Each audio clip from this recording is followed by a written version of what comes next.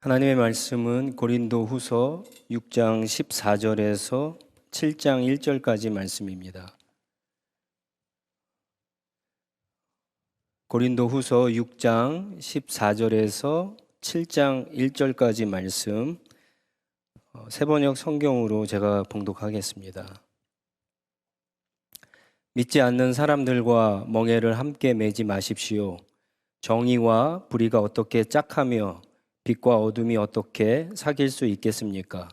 그리스도와 벨리알이 어떻게 화합하며 믿는 자가 믿지 않는 자와 더불어 함께 차지할 몫이 무엇이며 하나님의 성전과 우상이 어떻게 일치하겠습니까? 우리는 살아계신 하나님의 성전입니다. 그것은 하나님께서 말씀하신 바와 같습니다. 내가 그들 가운데서 살며 그들 가운데서 다닐 것이다.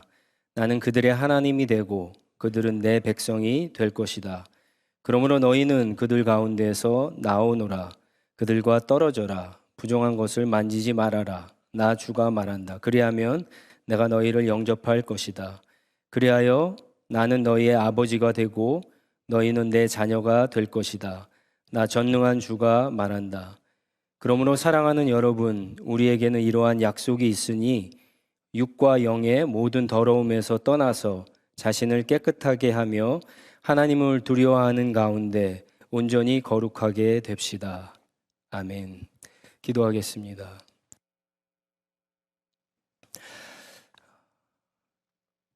사랑과 은혜가 풍성하시고 자비롭고 인자하신 하나님 아버지, 한 주간 동안도 저희들의 삶의 곳곳에서 동행하여 주시고 보호해 주시고 인도해 주시니 감사합니다. 우리가 살아가는 하루하루 순간순간이 하나님의 은혜인 것을 다시 한번 고백하며 하나님, 이 예물에 우리의 마음과 우리의 믿음을 담아 주님 앞에 올려드립니다. 하나님 기뻐 받아주시고 이 예물이 쓰여지는 곳곳마다 하나님의 영광, 하나님의 나라, 하나님의 뜻과 하나님의 계획이 드러나고 성취되는 놀라운 역사가 있게 하여 주시옵소서.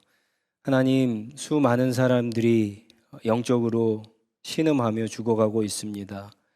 코로나도 무섭지만 더욱더 무서운 것은 우리가 하나님을 만나지 못하고 하나님으로부터 멀어져서 영원한 지옥에 떨어져 죽는 것이 더 무서운 시대를 우리가 살고 있습니다. 무엇보다도 하나님을 믿는 저희들이 먼저 깨어 각성케 하시고 늘 아버지 하나님, 아직도 하나님의 사랑과 은혜를 알지 못하는 사람들에게 주님의 복음을 전할 수 있는 저희들이 될 수 있도록 주님 도와주시옵소서. 하나님, 더 하나님을 알기 원합니다. 더 하나님의 말씀에 집중하기를 원합니다. 오늘도 우리 한 사람 한 사람 하나님의 말씀을 들을 때 말씀을 통해서 하나님이 그 세밀한 음성을 듣게 하시고 하나님이 어떠한 분인가 알게 하셔서 우리의 인생을 드리고 우리의 계획을 드리고 우리의 모든 것을 하나님 앞에 온전히 맡겨드릴 수 있는 그런 믿음의 고백으로 이 성전을 나아가서 또 한 주간 동안 주님과 동행하면서 승리하는 삶, 하나님께 영광을 돌리는 삶, 주님이 기뻐하시는 삶을 살 수 있는 우리 한 사람 한 사람 다 될 수 있도록 하나님께서 축복하여 주시옵소서. 감사드리며 예수님의 이름으로 기도합니다. 아멘. 예수님을 믿고 구원을 받은 후에 가장 먼저 변화되는 것이 무엇일까요? 예수님을 믿기 전에는 예배를 드리고 싶으면 드리고 또 예배를 드리고 싶지 않으면 드리지 않았는데 예수님을 믿은 후에는 내 형편, 내 처지, 내 상황, 내 기분과 상관없이 한 번도 예배에 빠지지 않게 되었다. 그런 것일까요? 매일 성경 읽고 또 기도하게 된 것? 예전에는 홈리스를 봐도 그냥 지나쳤는데 그냥 지나치지 않고 다만 몇 불이라도 도와주게 된 것? 예수님을 믿기 전에는 눈에 보이는 이 세상이 다이고 죽으면 끝이라고 생각하고 살았는데 예수님을 믿고 나니까 죽음 후에도 다른 세상, 하나님의 나라와 영원한 지옥이 있다는 것을 알게 되어서 살아가는 이유와 인생의 목적지가 달라진 것입니까? 여러분들은 예수님을 믿은 후에 무엇이 가장 먼저 달라졌습니까? 한번 이렇게 생각해 보시기 바랍니다. 무엇이 가장 달라졌을까? 저의 경우는요, 언어가 가장 먼저 변했던 것 같습니다. 예수님을 만나기 전에는 슬랭이라고 하죠. 나쁜 말, 거친 말, 욕도 참 많이 했습니다. 친구들에게 쿨하게 보이려고 아마 그랬던 것 같아요. 근데 예수님을 만난 후로는 점점 줄어들더니 뭐 또 언제 튀어나올지 모르겠지만 거의 없어진 것 같습니다. 그러면서 변한 것이 친구 관계가 변하더라고요. 친구들이 자꾸만 거친 말, 또 나쁜 말, 욕을 하니까 그게 듣기가 싫은 거예요. 그래서 그런 친구들과 어울리지 않고 피하다가 보니까 친구들과 자연스럽게 멀어지고 제 주변에는 새로운 친구들로 바뀌게 되었습니다. 여러분들도 아마 이런 경험이 있을 거예요. 저만 그런 게 아닙니다. 예수님을 오래 믿으면 믿을수록 잘 믿는 사람들로 친구 관계와 주변이 바뀝니다. 그래서 교회에서 전도합시다 라고 하면 전도할 사람이 없는데요 라고 전도 대상에 가장 없는 사람이 목사나 장로입니다. 왜 오래 믿을수록 우리 주변에 믿지 않는 사람들이 없어질까요? 혹시 세상 사람들과 어울리다가 내 믿음이 흔들릴까봐 그들을 피하는 걸까요? 죄를 지을까봐? 더 잘 믿기 위해서, 더 거룩한 삶을 살기 위해서? 아무래도 믿지 않는 사람들과 어울리다 보면 어떤 시험이나 핍박이나 고난을 당할 확률이 많겠죠? 기왕이면 좋은 게 좋은 거라고 믿는 사람들끼리 만나면 그런 것도 없고 모인 것이 얼마나 편하고 익숙합니까? 오늘 말씀 14절에 보면은요, 믿지 않는 사람들과 멍에를 함께 매지 말라라고 하는 말씀이 있죠. 성경도 이런 우리의 행동을 어느 정도는 지지해 주는 것 같습니다. 어떤 분은요, 이 구절을 가지고 이 구절이 이야기하고 있지 않습니까? 믿지 않는 사람과 비즈니스도 해서는 안 되고, 믿지 않는 사람과 결혼을 해도 안 되고, 믿지 않는 사람들의 모임에 가거나 그들과 친구를 해서도 안 된다라고 그렇게 생각을 하는데, 이 말씀은 그런 뜻이 아닙니다. 고린도전서 7장 13절에 보면은요, 어떤 여자에게 믿지 않는 남편이 있는데 그가 아내와 같이 살기를 원하면 그 남편을 버리지 말라고 성경은 오히려 믿지 않는 사람과 함께 하라고 그렇게 가르칩니다. 멍에를 함께 매지 말라. 여기 나오는 멍에는요, 사실은 멍에를 모르는 사람들이 많을 거예요. 우리 청년들이나 청소년들은 시골에 가야만 볼 수 있는데 캐나다 시골은 어떤지 모르겠습니다.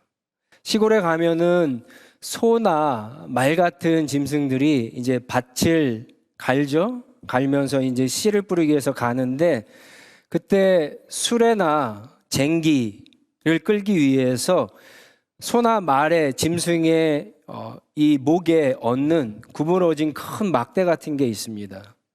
그게 멍에인데 때로는 한 마리가 멍에를 매기도 하고 때로는 두 마리가 멍에를 매기도 하는데 신명기 22장 10절에 보면은요, 소와 나귀에게 하나의 멍에를 메어 밭을 갈지 말라고는 말씀이 있습니다.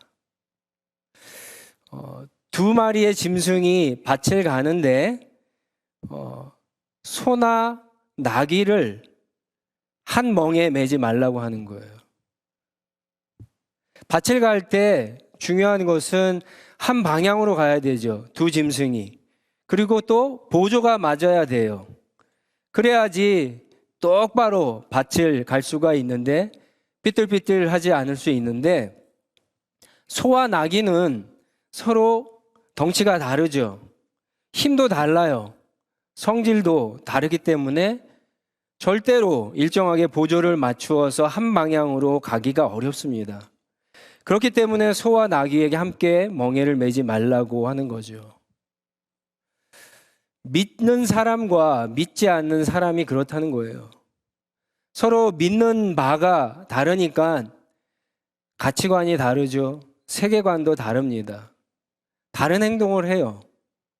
인생을 살아가는 방향도, 그래서 목적지도 다릅니다. 14절 이하에 말씀하는 것처럼 마치 정의와 불의가 함께 짝할 수는 없잖아요. 빛과 어둠이 함께 있을 수 있나요? 없죠. 그리스도와 벨리알, 여기서 벨리알은 어둠의 권세자 사탄을 말하는데 예수님과 사탄이 함께 할 수 있나요? 없죠. 그렇듯이 믿는 사람과 믿지 않는 사람이 함께 멍에를 맬 수 없다는 거예요. 목사님, 그러니까 결국 믿지 않는 사람과 비즈니스 하지 말고, 믿지 않는 사람과 결혼도 하지 말고, 믿지 않는 사람과 친구도 하지 말라는 말씀 아닌가요? 그렇게 들리는데요. 여기서 이 본문의 핵심은요, 바울이 말하는 믿지 않는 사람이 과연 누구인가 살펴봐야 돼요. 고린도전서 5장 9절에서 10절 말씀을 한번 펴보세요. 고린도전서 5장 9절에서 10절 말씀입니다. 바울이 세 개의 편지를 씁니다. 첫 번째 편지는요, 없어졌어요. 그래서 잃어버린 편지라는 별명이 붙었고요. 그 다음에 사실은 두 번째 편지가 고린도 전서고, 고린도 후서, 오늘 본문 말씀이 고린도 후서가 세 번째 편지인데, 고린도 전서 5장 9절 10절에 이런 말씀이 있습니다. 한번 같이 읽겠습니다. 시작. 내 편지에서 음행하는 사람들과 사귀지 말라고 여러분에게 썼습니다. 그 말은 이 세상에는 음행하는 사람들이나 탐욕을 부리는 사람들이나 약탈하는 사람들이나 우상을 숭배하는 사람들과 전혀 사귀지 말라는 뜻이 아닙니다. 그러려면 여러분은 이 세상 밖으로 나가야 할 것입니다. 여기서 말하는 음행과 탐욕과 약탈과 우상 숭배하는 사람들은 고린도에 사는 사람들, 그러니까 믿지 않는 사람들을 말합니다. 그들과 사귀지 말라고 말씀하고 있죠. 그런데 전제가 있어요. 어떻게 사귀지 말라고요? 전혀 사귀지 말라는 것이 아니다라고 얘기하는 거예요. 그러니까 사귈 수 있다라고 하는 거죠. 왜 사귈 수 있을까요? 왜 사귈 수 있을까요?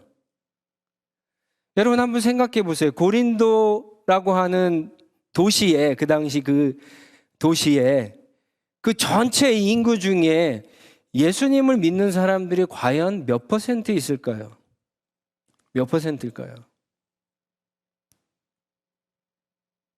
아마 99%도 되지 않을 겁니다. 1%도 되지 않을 거예요. 고린도 도시 전체 인구의 거의 대부분이요, 믿지 않는 사람들이에요. 우상을 숭배하는 사람들이에요. 하나님을 대적하는 사람들이에요. 도시 전체가 그렇습니다. 근데 그런 사람들과 비즈니스 하지 않고, 그런 사람들과 만나지 않고, 그런 사람들과 결혼하지 않으면 도대체 어떻게 결혼을 하고, 어떻게 비즈니스하고, 어떻게 살아갈 수 있다는 거죠? 바울이 얘기하는 건, 그래서 만약 그러려면은 세상 밖으로 나가야 한다라고 얘기하는 거예요. 약간 비꼬서 얘기하는 거예요. 무슨 말입니까? 죽어야만 된다는 거예요. 하나님 나라에 가야만 된다는 거예요. 불가능하다는 말씀이에요. 자, 믿지 않는 사람들과 멍에를 함께 매지 말라. 이 말씀의 뜻이 그러면 무엇일까? 그 밑에 이제 고린도전서 5장 11절부터 13절까지의 말씀을 제가 세 번역으로 한번 읽겠습니다. 그러나 이제 내가 여러분에게 사귀지 말라고 쓰는 것은, 여러분 잘 들으세요.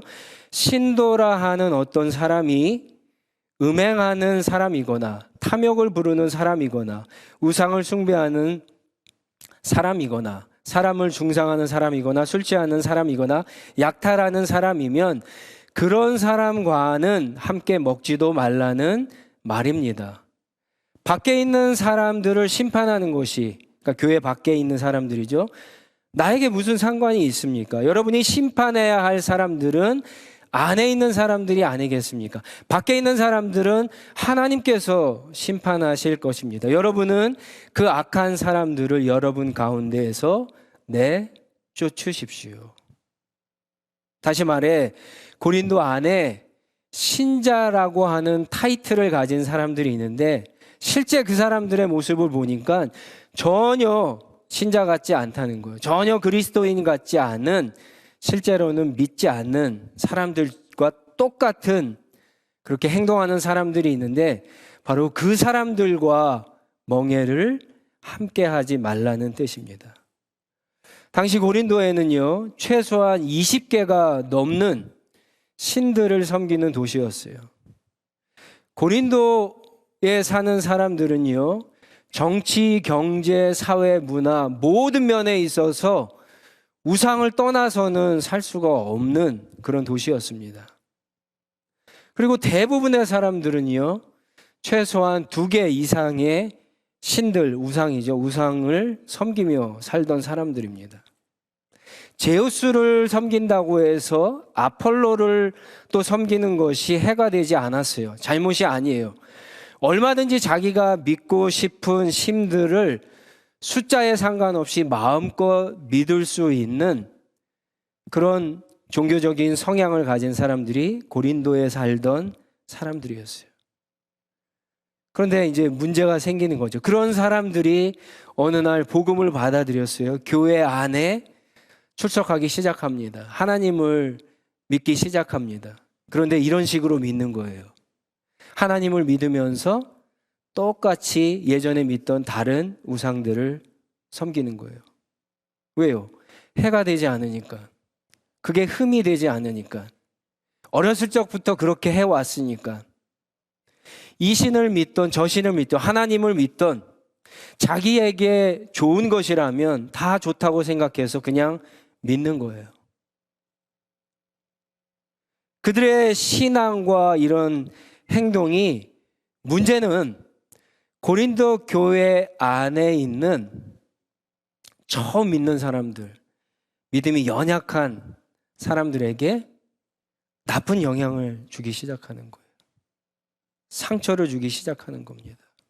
그들을 실족하게 하는 거예요.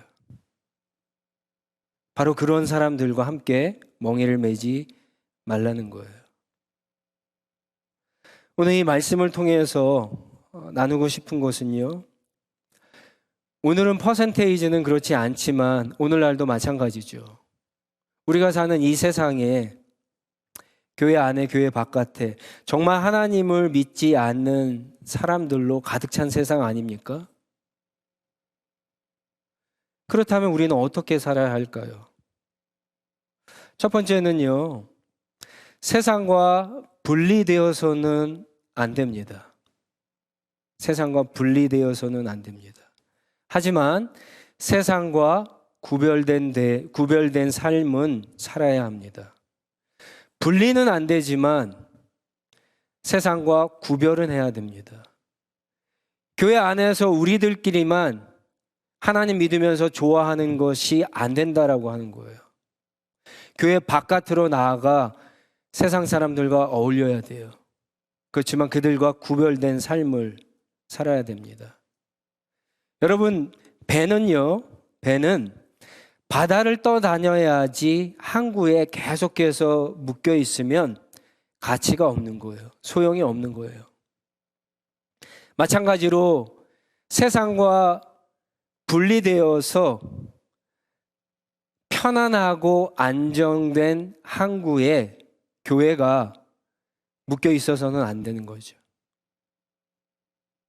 바람이 불고 때로는 폭풍우가 몰아쳐도요, 교회라고 하는 배는 세상이라고 하는 바다 가운데 떠다녀야 되는 거예요.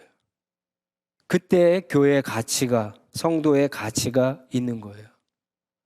단 한 가지 조심해야 되겠죠. 오랫동안 떠다니다 보면은 때로는 물이 들어올 수 있잖아요. 오랫동안 되면은 배가 틈이 생겨서 바닷물이 들어올 수 있기 때문에 그것이 들어오지 않도록 해야 돼요. 그것이 배가 바다에 흡수되지 않는 비결이죠. 여러분, 이게 교회의 위치이고 성도의 모습이어야 되는 거예요. 우리는 믿지 않는 사람들, 세상으로부터 구별된 사람들로 살아가야 하지만 한편으로는 믿지 않는 사람들, 세상 사람들을 어떻게 해야 되죠? 구원하기 위해서 부르심을 받은 사람들이에요.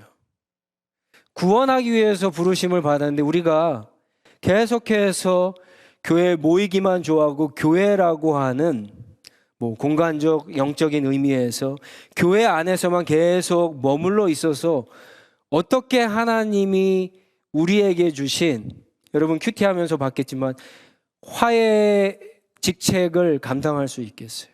어떻게 복음을 세상에 전할 수가 있겠습니까?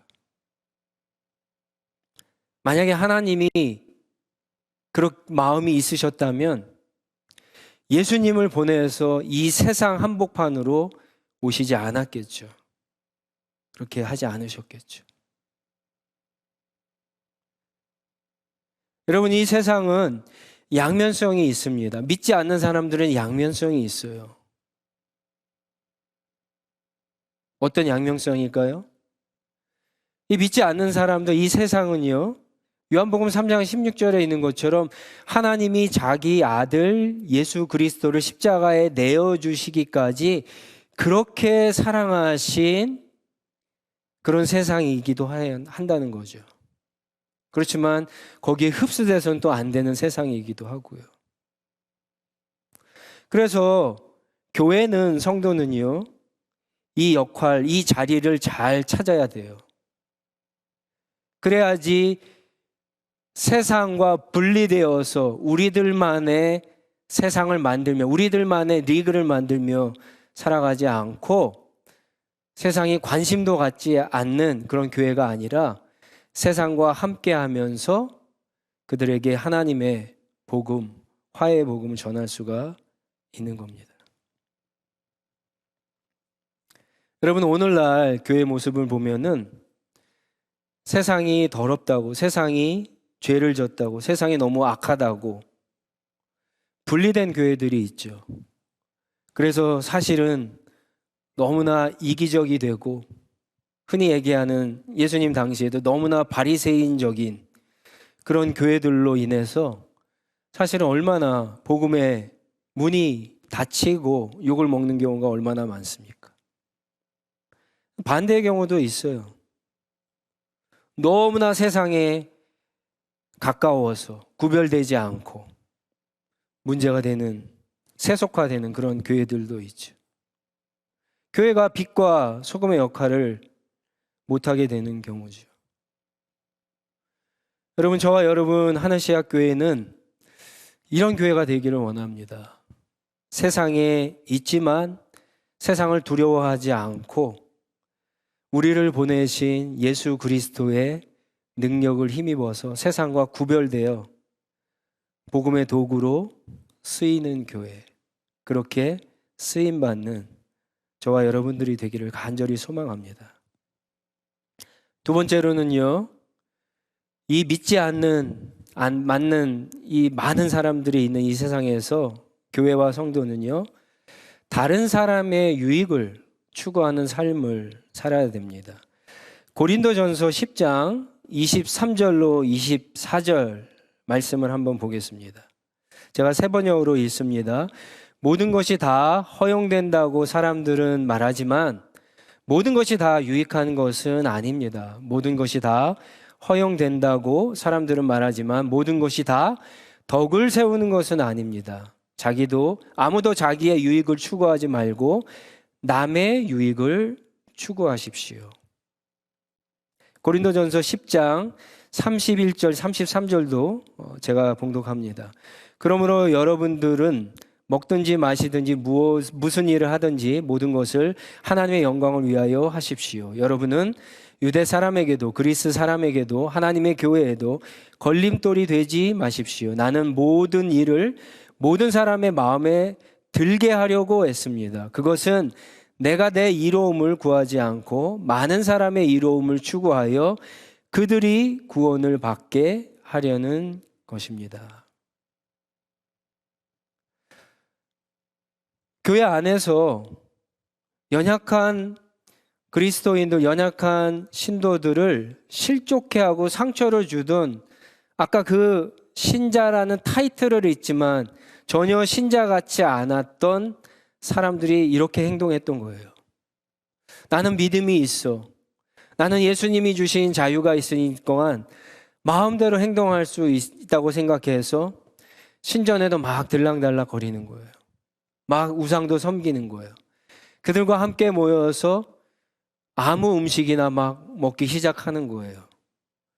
물론 그것은 사도 바울도 허용했던 거죠. 그렇지만 조건이 있죠.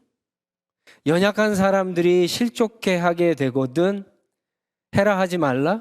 하지 말라는 것이요. 그것이 오히려 성숙한 믿음과 그리스도께서 주신 그 자유를 잘 사용하는 방법이죠. 결국 그러니까 우리가 살아가는 기준은 무엇이냐면은 내가 아니라 남이라고 하는 거예요. 나의 유익이 아니라 남의 유익이고 다른 사람의 구원을 위해서 우리가 살아가야 된다라고 하는 거죠. 여러분, 믿음이 정말 우리의 삶 가운데 가장 강력하게 역사할 때가 어떨 때일까요? 한번 곰곰이 생각해 보세요.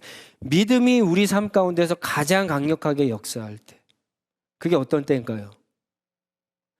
내가 어렵고 힘들었는데 그 상황이 완전히 역전이 될 때 그럴까요? 그렇지 않습니다. 여러분, 예수님의 십자가를 보면 아시잖아요. 우리를 위해서, 타인을 위해서, 형제 자매를 위해서, 죄인을 위해서 자기의 유익을 굳지 않고 온전히 십자가에 죽음까지도 내어놓을 때 바로 그 믿음, 하나님의 진정한 사랑이 함께하는 그 믿음이 우리 삶 가운데 역사할 때 그게 가장 강력한 힘을 발휘하는 거예요. 그러니까 믿음이 좋다고 아무렇게나 행동해서는 안 되는 거예요. 그리스도 안에서 나에게 주신 자유가 있기 때문에 아무렇게나 행동은 해서는 안 되는 거예요. 오직 하늘과 땅 아래 땅 위에 신은 하나님밖에 없고 모든 것은 다 우상이기 때문에 우상에게 드린 제물도 아무것도 아니기 때문에 나는 꺼리낌 없이 먹을 수 있다. 그래서 마음껏 먹음으로 그것을 보는 아직 연약한 성도들이 상처를 입고 실족게 된다라고 하는 것은 온전한 믿음, 성숙한 믿음이 아니다라고 하는 거죠. 마지막으로 믿지 않는 사람들이 이 많은 이 세상에서 우리는 어떻게 살아가야 되냐? 여러분, 예수님의 멍에를 같이 메고 가야 합니다. 마태복음 11장 28절로 30절에 우리가 너무나 잘 아는 말씀이 있죠. 수고하며 무거운 짐진 사람은 모두 내게로 오너라. 내가 너희를 쉬게 하겠다. 나는 마음이 온유하고 겸손하니 내 멍에를 메고 나한테 배워라. 내 멍에, 예수 그리스도의 멍에를 매라고 예수님께서 우리에게 말씀하셨어요. 그게 무슨 말입니까? 예수님이 내 인생의 방향을 잡아주시겠다는 거예요. 예수님이 내 인생의 보조를 맞춰 주시겠다는 거예요. 예수님이 내가 가야 할 그 목적지까지 함께 해 주신다라고 하는 말씀이죠. 네, 여러분, 예수님의 멍에를 매십니까? 그렇지 않죠. 많은 사람들이요,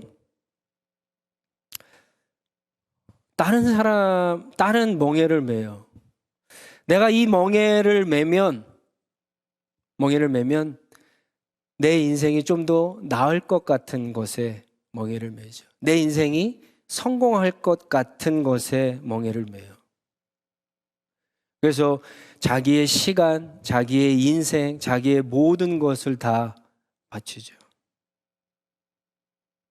네, 여러분, 잘못된 목적지에 다다르게 돼요. 예수님의 멍에를 매야 됩니다. 저는 예수님의 멍에가 우리에게 적용해 봤을 때 하나님의 말씀과 은혜라고 생각을 합니다. 여러분, 우리는 믿지 않는 사람들과 그 사람들이 다수잖아요. 이 세상에서 살아갈 때 우리의 믿음을 지키면서 저들에게 화해의 복음을 전하기 위해서는 그 사람들보다 더 지혜로워야 돼요. 그 사람들보다 더 열심으로 최선을 다하는 삶을 살아야 됩니다. 하지만 그렇게 살다 보면은요, 무슨 일이 일어날까요? 열심히 가다 보면은 때로는 속도가 빨라지고 느려질 수가 있어요. 그러다 보면은 방향이 틀어질 수 있어요. 목적지를 잃어버리는 경우도 있어요.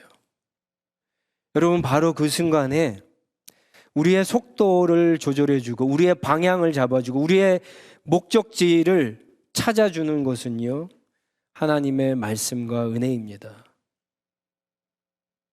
하나님의 말씀과 은혜가 여러분, 우리의 방향, 우리의 속도, 우리의 목적지를 다시 하나님께로 맞추게 해주는 겁니다. 여러분, 그저 좋은 것이 아니에요. 우리 주 예수 그리스도와 하나님 아버지께로부터 나오는 세상과는 세상과는 분리되지 않지만 세상 속에서 구별되며 정말 지혜롭고 믿음을 가지고 하나님이 주신 부르심의 사명을 따라서 우리가 끝까지 승리하며 살 수 있는 비결은 예수님의 멍에, 하나님의 은혜 아래, 하나님의 말씀 아래 살아가는 겁니다. 사랑하는 우리 하늘시학교의 성도 여러분 모두가 지금도 힘들고 어렵지만 여러분 자기가 지켜야 될 그 자리에서 벗어나지 마시기 바랍니다. 속도가 빨랐다면 예수님과 속도를 맞추세요. 늦었다면 조금 예수님과 속도를 맞추시기 바랍니다. 목적지를 잃어버렸다면 다시 목적지를 찾으시기 바랍니다. 그래서 부르심의 소망을 따라서 끝까지 완주하시고 승리함으로 말미암아 큰 영광을 하나님 앞에 돌려드리는 저와 여러분들이 다 되시기를 주님의 이름으로 축원합니다. 기도하겠습니다. 우리 자리에서 일어나서 한번 이렇게 기도했으면 좋겠습니다.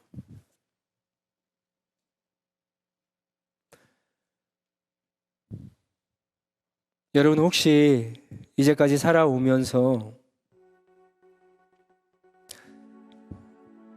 나를 위해서, 가족을 위해서, 성공을 위해서, 출세를 위해서 높은 자리와 행복과 편안한 삶을 위해서 서슴지 않고 어떤 멍에라도 나에게 이익이 된다면, 그래서 메고 여태까지 오셨다면 이제는 그 멍에를 다 벗어 던지고 예수님의 멍에를 메고 가시기 바랍니다. 예수님의 멍에는 가볍다고 말씀하시잖아요. 편하다고 말씀하시잖아요. 그것을 매는 순간 여러분 속도를 잃거나 방향을 잃거나 목적지를 잃을 염려가 없습니다. 때로는 잃어도 다시 속도와 방향과 목적지를 다시 찾을 수가 있어요.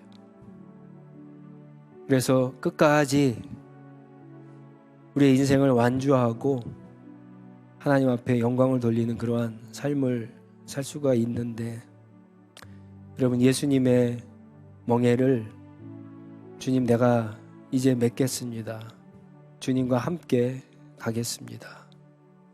그 은혜를 나에게 허락하여 주셔서 지금 어렵고 힘든 이 시간에도 주님이 나와 함께 멍에를 메고 걷고 있는다는 그 사실로 인해서 큰 위로와 소망과 힘을 얻을 수 있도록 한번 은혜를 구하며 주님 앞에 기도로 나아가도록 하겠습니다. 기도하겠습니다.